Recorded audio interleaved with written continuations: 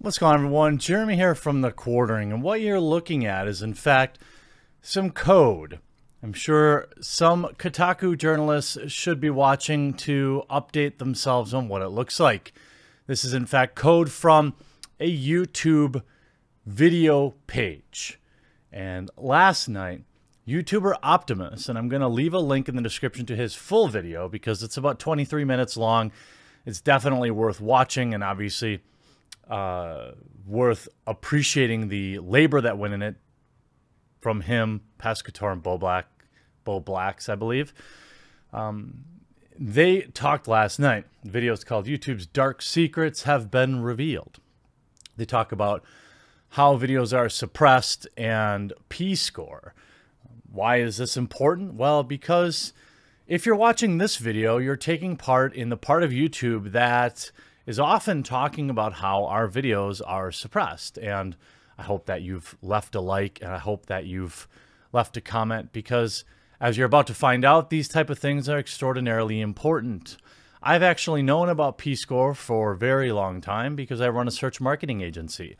I buy video ads for large Fortune 500 companies on places like YouTube, and I've known about it forever.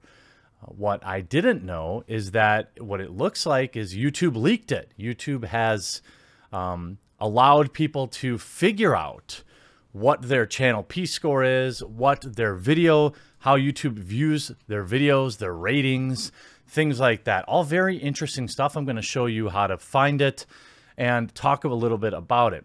Now, what's interesting is after this video came out, which was, I think, late last night, YouTube hid that code.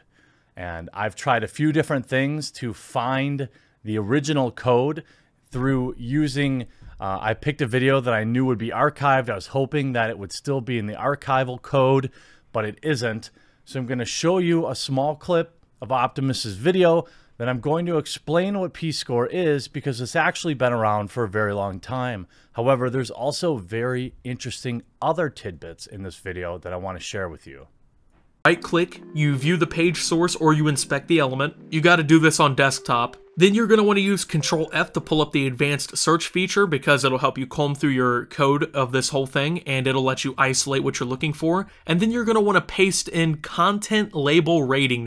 Now, once you've seen this, you can or could have compared your channel's P-score to similar channels' P-scores. Why is this important? Because as YouTubers, we are constantly left in the dark from what we can say, what we can't say, what we can show, what we can't show, because YouTube has decided rather than tell its creators what words to avoid, they're just going to let us try and figure out on our own. You saw this in a video put out by Nerd City a couple weeks ago where he went through a long list of words that YouTube didn't want people to use in their descriptions or titles. Now, what you might be saying to yourself is, why don't you just tell creators? Well, I'm assuming if we know what words are no good, then people will be quicker to replace them with synonyms, and YouTube doesn't want to do that. I understand to a certain extent, but why not tell us what words to avoid up front and then police synonyms? Because most creators, I'm going to guess, are going to just avoid using those words because, hey, we want our videos to get shared. We want our videos to get featured. We want our videos to be monetized with the best possible ads. Now, when you're looking into the code, what has now been removed is the P-score as well as the content rating, DV underscore. Now, depending on how the content is rated, we know that that's going to influence heavily how YouTube shares it, as well as the ad rates you're going to get on your video. See, wouldn't it be helpful to know what YouTube thought of your videos? Wouldn't it be great to run your video through a system and figure out, hey, you used this word, or you did this thing that we don't like and now it's rated PG instead of G. If you just remove this thing, it'll be rated G, and all your creators would be so much happier. But these type of things are even more sinister, as it's an easy jump to say, well, they're using your channel's P-score to decide whether or not an individual video or something like that is worth promoting, or an individual channel is family friendly. And it's interesting to see some of the data that they compiled on some of the usual suspects. A shocker that these are a lot of the people that we've been complaining about coming on YouTube and taking over the trending section and taking over the platform. Isn't that a miracle? The same people we've been complaining about stepping in and taking over YouTube, the old place where people like me and you could come onto the platform and make it as ourselves as content creators, are now literally the top of this platform. Now, it is interesting to me that there are some people with scores on this list that, I don't know, you wouldn't have necessarily expected to be as high as they are, including Joe Rogan, which partakes in the devil's lettuce openly on his show, including and having a score of 925, and even PewDiePie 994. See, the P score is actually more than just what you might think is just family-friendly content. In fact, YouTube themselves tells us exactly how the P score is calculated. But when you see The Late Show, Tonight Show, Daily Show, Jimmy Kimmel, all over 1,000 P score, it's pretty obvious exactly what is happening here. And then obviously it's also got Canadian P scores too. So it depends on, I'm assuming, a particular country's definition of what numbers are in the P score. Let's actually take a look at what and how the P score is calculated. P-Score is a more advanced proprietary algorithm designed to deliver robust channel selection improvements via an array of these 5 sophisticated signals. Popularity is driven by watch time, a proprietary metric that reveals repeat engaged viewership. Passion is based on how engaged an audience is with a channel. It uses several different kinds of signals to understand how often users interact with content. Protection continues to focus on content suitability by combining our latest classifiers with an added layer of validation so that P-score outputs are working for your brand. Platform highlights content that's more frequently watched on large screens, such as TV screens, by a rapidly growing audience of empowered viewers. Production includes content that employs sophisticated camera work and cinematic technique. And since we can access a multitude of proprietary signals that no third parties can, P-score is also proprietary. Popularity, passion, protection, platform, and production, all proprietary signals combine to surface among the most engaging and brand-appropriate content on YouTube across music, beauty and fashion, video gaming, and other key categories. So there you have it. The reasons that like a commentator channel like myself will never be a Google preferred type channel. And once you get in the Google preferred realm, you start getting lots of other benefits. Most importantly, I think for creators is the sharing and featuring of their videos. I myself can strongly suggest that based on my own analytics, my videos are no longer being recommended in the same way that they used to be. Certainly people are sick of me. Certainly people grow tired of the same kind of dude talking the same kind of way. It's like Philly D isn't growing anymore. He's just recycling his audience. I think that's the level where I'm at with this channel. But when we look at how this video was tailored to advertisers, things like popularity, platform, passion, protection, production, we still have no real idea how in the heck they're determining if you're using different camera angles or high production value, or what does that mean? Don't you think as a creator or as a brand, who wants to sell, Google wants more people in their YouTube Premium preferred program? Of course they do, because that's who they sell to Coca-Cola. You'll never see a Coca-Cola ad on my videos. But if they were to tell me, Jeremy, hey, you can't use naughty words anymore, which by the way, I don't, because of that reason. Not because I necessarily want to censor myself, but because I want new people to find my videos, and I've determined that using particular language will prevent that. How about telling me, Jeremy, if you did more camera cuts, or you had more B-roll, or you did this, your score would go from a 7 to a 12 on a scale of 20. And wouldn't that incentivize the creators to do that? Passion, That's about the only thing I can affect. By the way, please leave a like and a comment on this video, and that goes for all your favorite creators.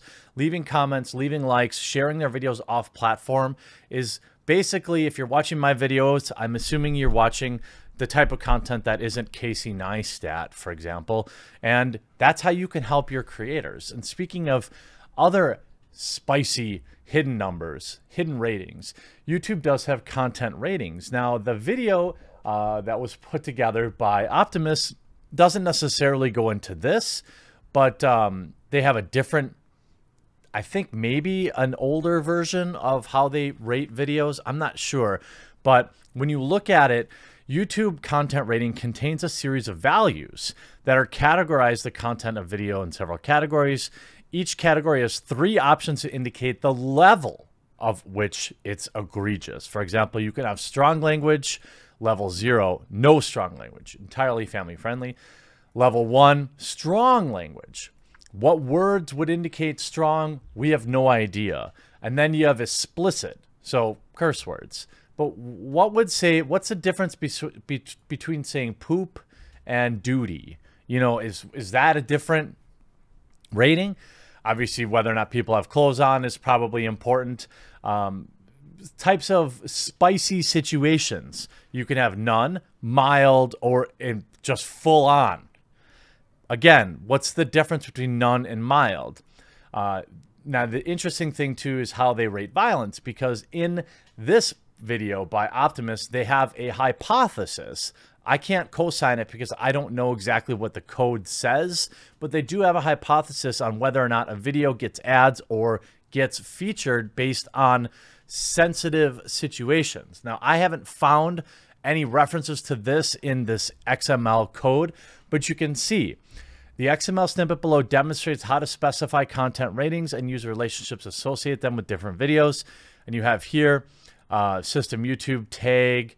You can have here, you have L2, S2, N2. This is basically saying using the short codes up here.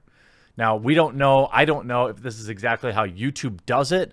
I'm not sure why they would be telling people about this, you know, but it's for tagging purposes. If you're probably feeding videos into YouTube, it's tough to say. But this is just tools that Hollywood has that we'll never have. A content rating tag provides information that can be used to categorize the content of a video in the absence of an official rating, such as the MPAA. You can also use a content rating tag to indicate that a music video contains specific lyrics. YouTube could use that information to display a badge on the video's watch page or in the search results. So, again, we're saying that depending on the rating of a video, YouTube will treat that video differently, which makes sense, of course. However, when they're applying a rating arbitrarily or algorithmically, certainly that leaves a ton of room for mistakes. This is a piece of code that we found really peculiar from this example. As you can see here, label, disabled the Google sold reservation ad, value true, reason, user insensitive session. This is a video in which he's playing quote-unquote violent first-person shooter, just having a good old time. He's in a sensitive session playing a video game, and so the value is true that he is going to have some of his Google sold reservation ads disabled. There's a reason listed, but do you think that he's demonetized, or that he was told that this happened? I really doubt that that happened. I'm no expert on code, nor are we ever going to get an answer from YouTube on what this code actually means. I could buy what his speculation is, although I can't know for sure. But also, he brings up a valid point that not all monetized videos are created equally. There are videos that are green for me that earn almost no money, and there are videos that are yellow for me that still earn money. It's difficult to know what's going, and it's just another example of how YouTube keeps creators in the dark. What is the most important thing for me? It's reach. If you can reach the people, you can make a change. It's not all about money. It's not all about subs, but reaching people, views. That's important because you need to have your voice heard. And there's even more bizarre code in here that seems to insinuate that throttling exists and whether or not videos are featured exist. And this is pretty spicy. I want you to take a look at this, and I want you to look and see what it's saying. So this one piece of code here says that this feature video is throttled for super safe. This feature video is throttled for MPU. This feature video is throttled for overlay. This is the end of the canceled YouTuber Zaptai Part 2 by Nicholas Diorio, one of the people who helped me work on this whole project. He's also going to be releasing something about this whole thing, I assume. He's been working hard on this as well. That seems kind of weird, right? Featured video is throttled. Now YouTube, well, what does that mean? What does it mean when a featured video is throttled? And who knows exactly what this code is telling YouTube and how the algorithm will react to it, or if it will react at all. But what's important is, first of all, again, huge shout out to Optimus and his team for putting together the video with this research. I'll leave it linked in the description below or the pinned comment. You should absolutely check out his channel, check out the video, and interact with it. As we know, it's one of the few things we can do as viewers of content to help creators. And this is just part of the bigger picture that YouTube doesn't want individual creators. They want to focus on cord cutters. They want content that is already up to the standard of broadcast television so they can sell that to Coke or Pepsi. Now, they could achieve this by giving us, the creators that made YouTube, the tools we need to understand, to lie within the rules. But they don't want to do that. They want to leave us in the dark. They want to have cryptic algorithmic scorings of our videos, and they want to continue to take the U out of YouTube. Please leave a like, a comment on this video, and please consider sharing it out on various other social media sites to get the word out and check your P-score. Hope you enjoyed this video. We'll talk to you again real soon.